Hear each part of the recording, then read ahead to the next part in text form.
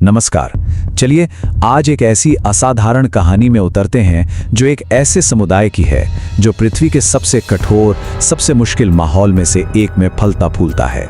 ये जगह है साइबेरिया का यमाल प्रायद्वीप। जरा इस जगह की कल्पना कीजिए, एक ऐसी दुनिया जहां तापमान इतना गिर सकता है जिसकी हम सोच भी नहीं सकते, जहां हड्डियां कंपा देने वाली बर्फीली हवाएं चलती हैं और कई कई महीनों तक सूरज के दर्शन नहीं होते।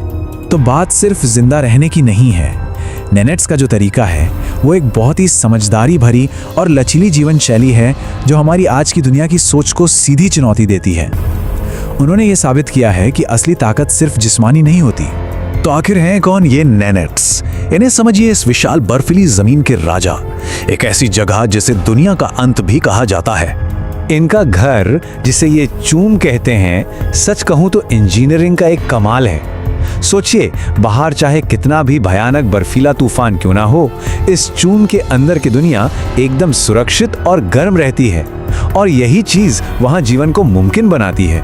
अब आते हैं उस चीज पर जो नेनेट संस्कृति और उनके होने का बिल्कुल केंद्र है, रेनडियर। ये जानवर उनके लिए सिर्फ एक संसाधन नहीं, बल्कि सचमुच में उनके जीवन का आधार है। मतलब रेनडियर उनके लिए सब कुछ है।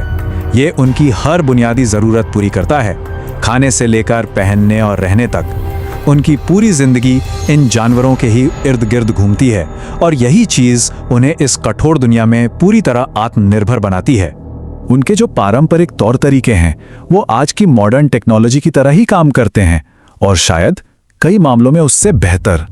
रेनडियर की खाल से बना कोट किसी भी महंगे से महंगे जैकेट से ज्यादा गर्मी देता है, और उनकी रेनडियर स्लेज ही उनकी कार है।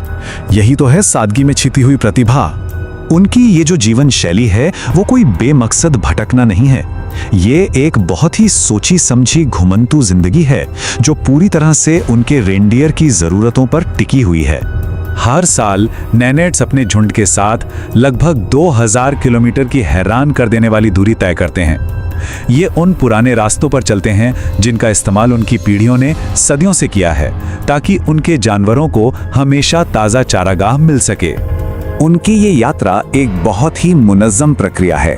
वे मौसम और प्रकृति के इशारों को पढ़ते हैं, कुछ ही घंटों में अपना पूरा घर समेट लेते हैं, बर्फीले मैदानों को पार करते हैं और फिर से अपना घर खड़ा कर लेते हैं। ये एक ऐसा हुनर है जो उन्हें विरासत में मिला है। नेट समुदाय की जो नींव है वो परंपरा और परिवार पर टिकी है। चलिए जरा इसे समझते हैं। यहाँ काम तो बटे हुए हैं, पर दोनों ही बराबर के जरूरी हैं। मर्द रेनडियर की देखभाल करते हैं और सफर में आगे रहते हैं, तो वहीं औरतें घर और परिवार को संभाले रखती हैं। सच कहें तो वो पूरे कुनबे की रीढ़ की हड्डी होती हैं। नोमैड्स की सोच और हमारी शहरी जिंदगी की सोच में जमीन आसमान का फर्क है। उनके लिए आराम और सुविधा से कहीं ज्यादा कीमती आजादी और आत्मनिर्भरता है। वे किसी सिस्टम के हिसाब से नहीं, बल्कि अपनी रफ्तार से जीना पसंद करते हैं। लेकिन अब उनकी इस सदियों पुरानी दुनिया के सामने एक बहुत बड़ी चुनौती आ खड़ी हुई है, और वो है आज का औद्योगिक विकास।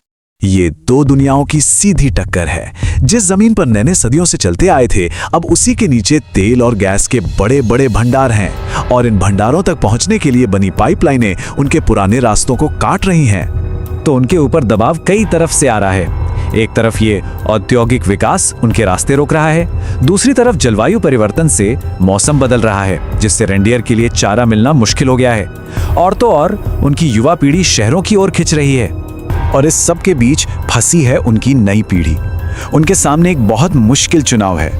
क्या वो अपनी विरासत के साथ रहें या फिर शहर चले जाएं, जहां आराम तो है पर शायद अपनी पहचान नहीं। ये एक बहुत बड़ी दुविधा है। तो सवाल उठता है कि नेनेट्स के इस संघर्ष का भविष्य क्या है, और इसका हम सबके लिए क्या मतलब हो सकता है। मिनट्स की कहानी हमें एक बहुत जरूरी बात सिखाती है कि सच्ची तरक्की का मतलब सिर्फ टेक्नोलॉजी में आगे बढ़ना नहीं होता।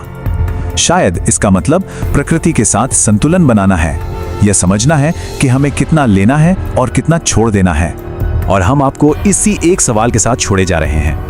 ये बात सिर्फ एक समुदाय की नहीं है, ये बात है उस ज्ञान और संस्कृति की जिसे दोबारा हासिल नहीं किया जा सकता। क्या तरक्की के नाम पर हम इंसानियत की कोई ऐसी समझ खो रहे हैं जिसे फिर कभी वापस नहीं पाया जा सकेगा? सोचने वाली बात है।